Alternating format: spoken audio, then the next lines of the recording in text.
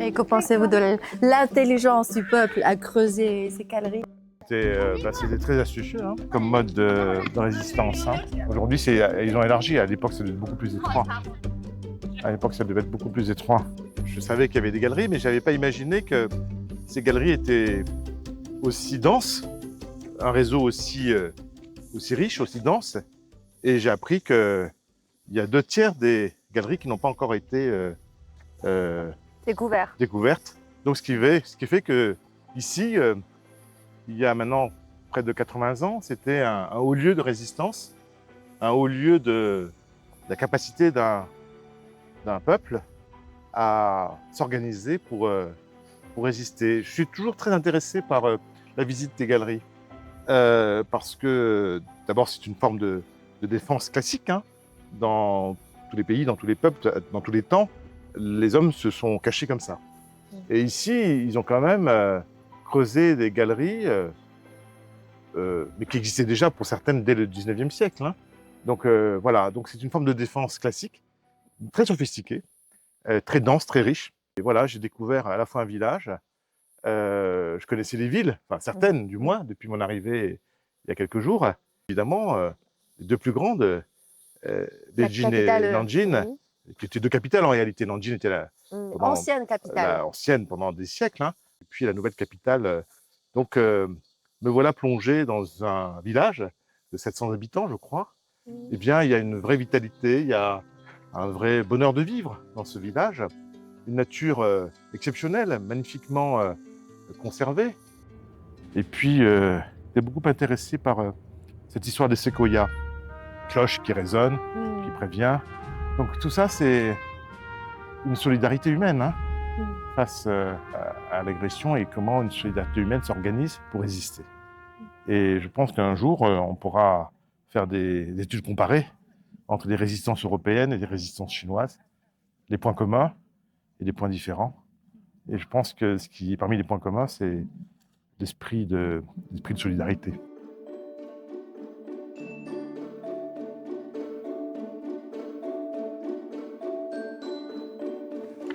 Alors, vous êtes très bien accueillis par les villageois, surtout les enfants. Oui. Que pensez-vous de cette ambiance? Moi, je suis extrêmement touché par l'accueil qui m'est réservé par les enfants, vous l'avez dit, mais aussi par les adultes et les personnes âgées qui sont nombreuses dans ce village. Je suis touché par cet accueil chaleureux. Donc, c'est voilà, beaucoup de fierté, j'ai vu. Et les enfants sont très gentils. Ils m'ont apporté... j'ai visité les galeries. Alors, à chaque fois que je sortais des galeries, ils m'ont apporté des fleurs. C'était très touchant. Je ne suis pas surpris. Le peuple chinois sait accueillir. Il sait accueillir merveilleusement bien. Il est toujours attentif, toujours attentionné. Voilà, il y a une fierté de montrer le village à l'étranger que je suis. Voilà, je vais parler de ce village arrivé en France. Ce village de 700 habitants s'inscrit dans la grande histoire. L'histoire de la Chine sur la durée, et puis l'histoire de la guerre ici, de la résistance face à l'occupant. Puis j'ai senti aussi une vraie fierté des habitants, un peu loin de tout, c'est vrai, mais en même temps très attachés à leur village, à leur histoire, à leur village, à leur façon de vivre, qui n'est pas une façon de vivre urbaine, mais qui est une façon de vivre voilà, ancestrale. Voilà, on perpétue les traditions. Les gens se parlent entre eux, ils ne sont pas isolés. Et ça, c'est important.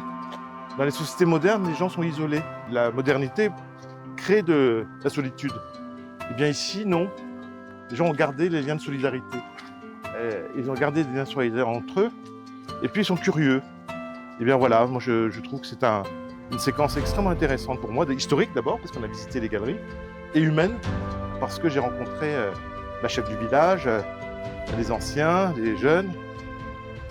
C'est un très joli coin historique. Je pense que beaucoup de gens viennent visiter ces galeries parce que ça fait aussi partie de l'histoire récente de la Chine. Mais voilà, entre ce que j'ai vu hier, le mémorial de la campagne des 100 régiments, et aujourd'hui venir visiter ces fameuses galeries, eh bien, ça me permet d'avoir une vision globale de ce que fut la résistance ou les résistances chinoises face à l'occupant nippon. Voilà, donc ça m'a permis de voir un grand musée. L'histoire, c'est ça. L'histoire, c'est un moment de transmission. J'ai vu, pendant ce séjour qui se termine, aussi bien à Nanjing, à Beijing, un peuple attaché à son histoire, parce que ce peuple sait que s'il n'y a pas de transmission de cette histoire, il n'y a pas d'avenir. Puisque le peuple chinois est tourné vers l'avenir, eh bien, il s'intéresse à son histoire, et surtout il la transmet de génération en génération. Le peuple chinois ne perdra pas sa mémoire et restera attaché à son histoire.